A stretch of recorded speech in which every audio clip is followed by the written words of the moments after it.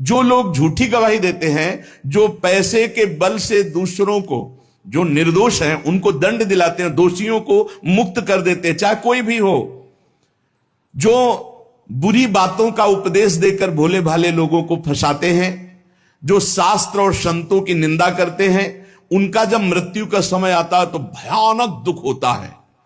और उस दुख के समय उनकी दुर्गति का रूप सामने होता है। सुअर, कुत्ता, राक्षस, क्या बनना है वही सामने आया और वही उनकी योनि प्राप्त होगी। फिर वो तड़पते हुए मृत्यु को प्राप्त होते हैं। और ऐसे लोगों की मृत्यु जब होने को होती है तो यमराज के बहुत ही क्रूर स्वभाव वाले, बहुत ही, जहां दया नाम की वस्तु नहीं, ऐसे क्रूर स्वभाव वाले हाथों में हथकड़ी लिए हुए और बड़ा भारी मुदगर, वो बड़े भयंकर, और उनके शरीर से दुर्गंध, देखने से ही मलमूत्र छूट जाए ऐसे भयंकर, और उसी को दिखाई देते हैं जो मरणासन होता है। यमदूतों की दृष्टि पड़ते ही वो शरीराहंकारी जीव कांप पड़ता है।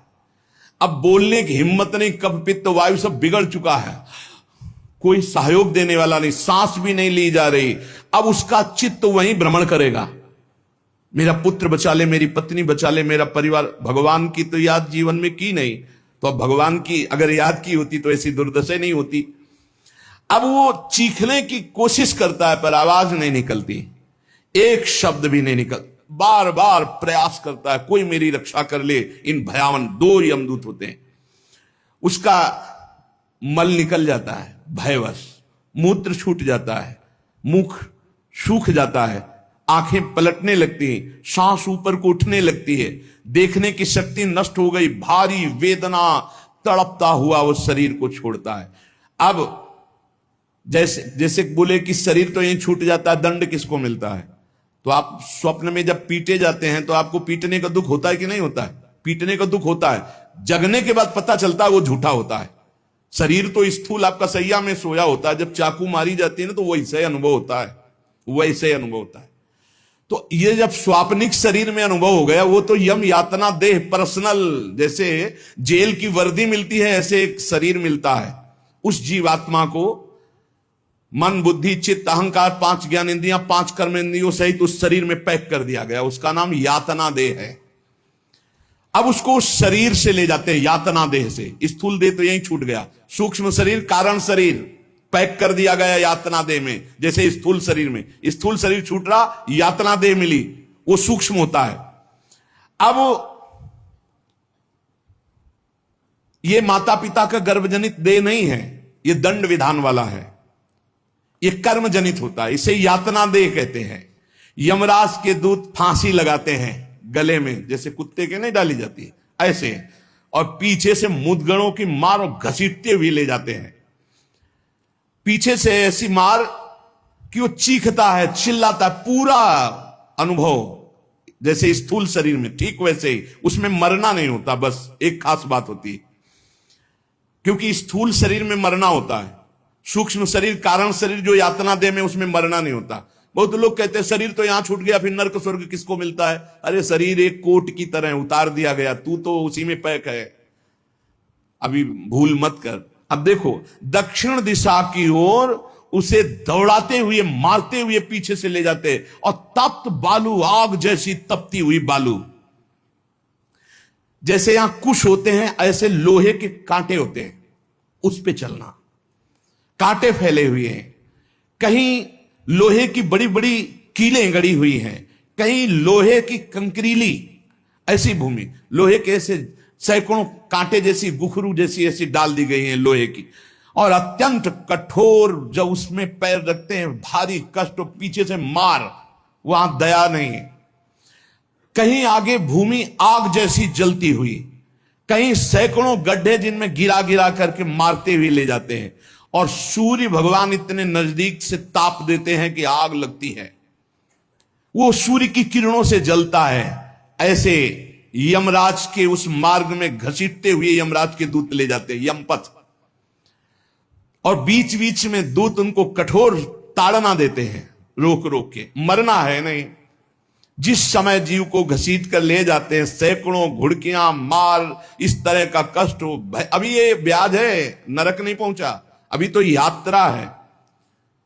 बिना किसी सवारी के यात्रा होती है 48 मिनट 2 घड़ी में। जो मनुष्य यहां छत्र दान किया है किसी को, श्री जी को, बिहारी जी को, गुरुजनों को, आचार्य जनों को छत्र दान किया, तो जब वो जाता है तो ऊपर के ताप से बच सकता है, उसे वही छत्र मिलेगा। और जो किसी को पूज्य जनों को पादुकाएं दान की है, फिर उसको पादुका, अगर अन्न दान किया है तो रोग के भोजन, ये मोक्ष नहीं, कल्याण नहीं, दान पुण्य से नहीं होता, ध्यान दीजिए।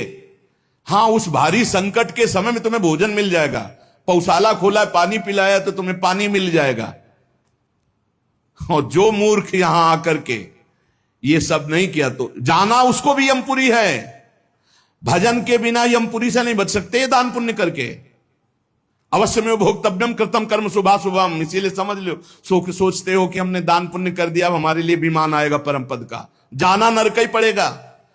बारी मथे घृत होए बरु सिकताते बरु तेल, बिनु हरि भजन न भवतरी या सिद्धांत तपेल। भजन के बिना नहीं, इसलिए कह राधा राधा राधा। अब इस प्रकार की यात्रा, अनेक प्रकार से कष्ट भोगता हुआ पाप पीड़ित जीव धर्मराज के नगर में पहुंचा। अब वहां सेकंड के कम हिस्से में हिसाब हो जाता है। ऐसा थोड़ा क्या नाम है, कहां से लाए हो, क्या क्या किया, ऐसा नहीं, 1 सेकंड के कम हिस्से में बहुत ही लाइन लगी हुआ। यम यातना के शरीर में भारी कष्ट भोगता हुआ जीव दाह का अनुभव करता हुआ, कांपता हुआ, भयंकर वेदना से युक्त सामने खड़ा हुआ। देखते ही निर्णय हो गया। अब वहां से उसको उसके कर्म के अनुसार नरकों में ले जाया जाता है। जिसने यहां सूर्य भगवान को प्रातःकाल उठ करके जलांजलि दी है, पुत्र हैं भगवान यम, सूर्य पुत्र, जो अपने पुरखों का पिंडदान किया है, जो समय समय पर अपने पूज्य जनों को, गुरुजनों को, संतों को अपने घर में बुलाकर भोजन पवाया है, जो बुजुर्गों को तेल मालिश करके, जैसे उन्होंने हमें तेल मालिश करके पुष्ट किया, ऐसे वृद्ध माता पिता के जो चरण दबाना है, शरीर पर तेल लगाना है, उनके वस्त्र धो देना, उनको भोजन कराना है, उसको वहां थोड़ा आदर मिलता है। बैठो, खान पान, थोड़ा सुख सुविधाएं, नरक से नहीं बचोगे। भगवत भाव के बिना नरक से नहीं बचोगे। जो जो उसने सेवाएं की है, वो सेवाएं, आए हो नरक के मार्ग में तो थोड़ा तेल मालिश हो जाएगा, खवा पिया दे जाओगे, थोड़ा शीतल जल पीने को मिल गया, खान पान की, विश्राम की व्यवस्था थोड़ी समय के लिए। अरे इसीलिए जय सीत हरिवंश नरक गति दो, ये जो अपने माता पिता को गाली देते हैं, जो मनमानी आचरण करते हैं ना, खूब अच्छे से तृप्त होते हैं। अब बात ये कि याद नहीं रहती ना, जैसे गर्भ की बात याद नहीं, यार गर्भ की बात याद आ जाए तो तुम भजन के सिवा कुछ नहीं करोगे। मरने की बात याद आ जाए कि पीछे जब मरे थे तो कितना कष्ट हुआ, मां के गर्भ में रहे कितना कष्ट हुआ, ऐसी जेल तो है ही नहीं मां के गर्भ जैसी, विचार करके देखो। अब वो मृतक जीव जो जो सुविधाएं दान की थी, वो उसे कुछ दिन के लिए वहां सैया मिल गई, भोजन मिल गया, विश्राम मिल गया, कुछ दिन के लिए। भाई बहुत होश में, दान पुण्य के भरोसे मत रहना। अब जब वो पुण्य खत्म हुआ उनका, तो यमदूत उनको साथ लेकर गए। 12 दिन तक उसको पुण्यों के भोग का अवसर मिलता, तभी तक 13वीं तक कहते हैं जीव को नरक की गति नहीं दी जाती। 12 दिन तक उसको होगा कोई विश्रामालय, उसमें रखा जाता है। 12 दिन तक जो पुण्य सुकृत हुए उनको भोग लो, अभी आराम कर लो, नरक आए हो। अब नरक में प्रवेश होगा 13 के बाद, तभी कहा जाता है जल्दी जल्दी 12-13 दिन खूब पुण्य कर लो, उसको दान करो आत्मा को, तो उसकी उन्नति हो जाएगी। कोई ये झूठी बातें नहीं है। और राधा नाम बोल दिया एक बार तो इसके बराबर कौन सा पुण्य होगा। यमराज के खाते में पुण्य वाला है ही नहीं ऐसा जितना राधा। अरे जाना ही नहीं पड़ेगा भैया, राधा नाम जिसकी जिभ्या से निकाल, अनुल्लिख्यानंतान अपि तदपराधान मधुपति। इसीलिए तो गरज कर कहते हैं, अब जिनको नरक भोगना है वो नहीं सुनेंगे भगवान नाम महिमा, भगवान नाम जप नहीं करेंगे। 12 दिन के बाद 12 दिन तक वो अपने घर के वालों के दिए हुए पुण्य आदि जो उसको भोगता है। फिर जब पिंडदान हो जाता 13वीं, तब मृत्यु से 12 दिन बीतने के पश्चात यमपुरी को खींच कर ले जाया जाता है उस जीव को। अरे यमपुरी भैया हुआ जैसे जेल पहुंचे, कोई थप्पड़ लग रहा है, कोई डंडा लग, वो देखे कि प्राण छूट जाते कि हमारे ये दुर्दशा, मरना नहीं खास बात है। यमराज की यमपुरी को देखते ही प्राण सूख गए। कोई काटा जा रहा है, कोई कोल्हू में पेरा जा रहा है, कोई पकौड़े की तरह तला जा रहा है, हाहाकार मचा, मरना किसी को है नहीं। मृत्यु काल, ये सब वहां नजर आ रहे हैं, मूर्तिमान मृत्यु, मूर्तिमान काल, जो यमपुरी में दंड हो रहा है।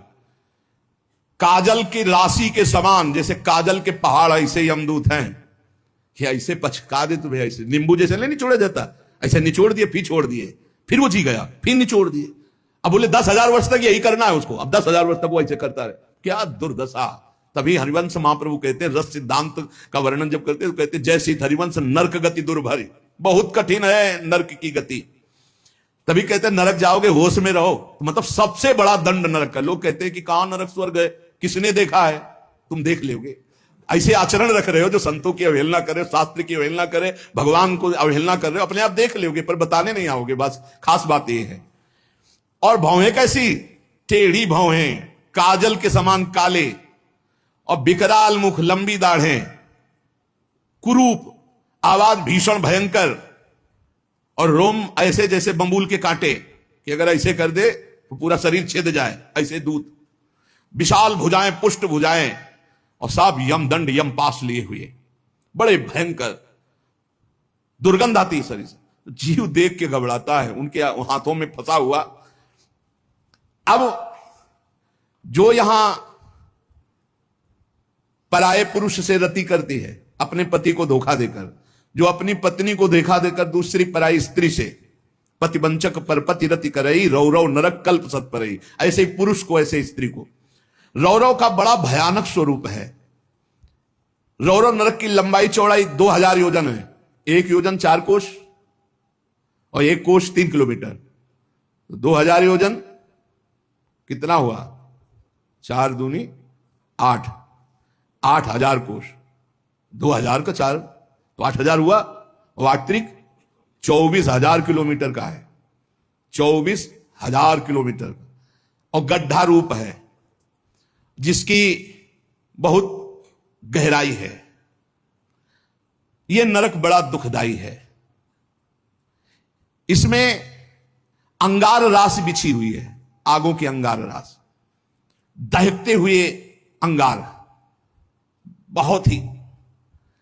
अब जो स्त्रियां पराये पुरुष से, तो वैसे ही सैया अंगार की और तपता हुआ आग का पुरुष। अब भैया वहां जो पुरुष पराई स्त्री से, पशुवत आचरण नहीं, इसीलिए भारत भूमि में जन्म होना शास्त्रों में महानता का वर्णन किया गया, क्योंकि धर्म का पूर्ण यहां पालन करने वाले जन होते हैं, जो नहीं करते उनके लिए व्यवस्था है। अब उसके भीतर यमराज, उस दूत, यमराज के दूत उस पापी जीवात्मा को, अब वहां स्त्री पुरुष तो है नहीं, वो तो शरीर पहले ही छूट गया, अब यातना देह, वो जेल की वर्दी, यातना देह नरक की वर्दी, धधकती आग में वो जल रहा है, चीख रहा है, पग पग पर भून भून कर गिर रहा है, न मूर्छा न मरण, रात दिन चीखता रहता है, जलता रहता है। दौड़ना है 28,000 किलोमीटर, बस उसी में दौड़, आनंद लीजिए। कितने दिन, बोले सहस्त्रों वर्ष, 1-2 वर्ष नहीं, सहस्त्रों वर्ष ऐसे पापियों की शुद्धि नरक में की जाती है। फिर जब वहां से निकलते हैं तो कीड़े मकूड़े, पतंगे, हिंसक जीव, मच्छर, वृक्ष, ऐसी योनियों को प्राप्त होते हैं पापी जीव। या मनुष्य योनि में आए, पाप बहुत नष्ट हो गए वहां, तो बड़े घृणित शरीर वाले, जो अवशिष्ट पाप बचते हैं थोड़े। आप कहोगे नरक भोगने के बाद भी अवशिष्ट बचे कि हां, जैसे यहां किसी को सजा दी जाती, 20 साल की सजा और 1 लाख रुपया जुर्माना, अरे जब जेल ही दे दी तो जुर्माना का, बोले नहीं जुर्माना है, तो जो जुर्माना हुआ उसका यह दंड है मृत्यु लोक में, समझ लो। जैसे लोग प्रश्न कर देते, हमें समझ में नहीं आता, जब नरक भोग लिया तो फिर यहां क्यों भोगना पड़ता है, तो तुम्हारी समझ में नहीं आता, जब 20 साल की सजा दे दी, 1 लाख जुर्माना रख दिया, वो जुर्माना ये मनुष्य से, भजन कर ले, नहीं तुम्हारी दलीलें काम नहीं आएंगी। इस प्रकार पाप करने वाले जीवों को विविध प्रकार के नरकों में पिताजी कष्ट दिया जाता है। सुमति महाराज कह रहे, जब यहां से कोई पुण्यात्मा पुरुष गति करता है तो वो पुण्य लोगों को ले जाया जाता है, उसके साथ गंधर्व लोग गीत गाते हुए चलते हैं, आगे आगे अप्सराएं नृत्य करती हैं, और वो विमान पर बैठा आभूषणों से सुसज्जित, समय समय पर मीठा जल ये सब सुविधाएं भोगता हुआ स्वर्ग जाता है, और वहां अपने पुण्य के अनुसार अप्सरा विमान महल सब सुविधाएं प्राप्त करता है, पर वहां भी जलता रहता है, क्योंकि उसके दिमाग में एक माला पहनाई जाती है उसके शरीर में, उसको बता दिया जाता है जिस दिन ये माला कुम्हला गई यहां खोपड़ी के बल से नीचे फेंक दिए जाओगे, मृत्यु लोके विसंति। अब वो रोज माला देखकर जलता रहता है कि ये माला कभी, और जहां कुम्हलाना शुरू हुई तो भयंकर पीड़ा, ये सब छूट जाएगा, अप्सरा महल बड़ी सुख सुविधा में आ सकती और वो सब छूट जाएगी। अच्छा, ये दुख, और दूसरा एक दुख बगल में दूसरी अप्सरा वाला निकला विमान, जो उससे कई गुना सुंदर, कई, अब वो जल रहा है, उसको शांति नहीं।